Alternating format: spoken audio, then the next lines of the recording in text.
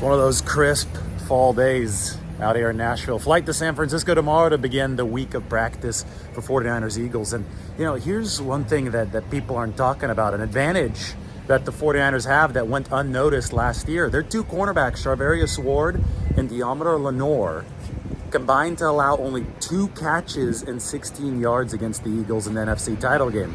Now, everybody was worried about the Brock Purdy injury. The 49ers obviously were incapacitated by that injury, so I think that people didn't notice how well their defense played, especially on the back end, and this is important against A.J. Brown and Devontae Smith. Smith's non-catch, the big 4th down play early on downfield, he dropped it, that Kyle Shanahan failed the challenge that really hurt the 49ers. That came against Jimmy Ward.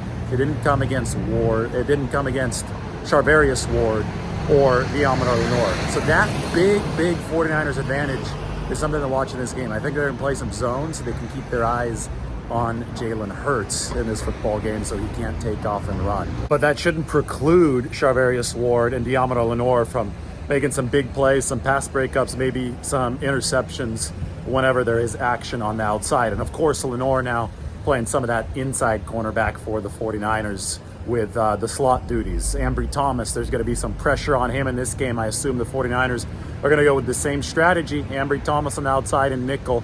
He let Deommodore Lenoir move inside in those scenarios. I have a piece up today, big 49ers analysis piece that looks at the pass rushing metrics. And this defensive line is performing even better than it did during its 2019 prime with Dee Ford. So coverage needs to set the table for the rush. Jalen Hurts has been sacked 29 times this season.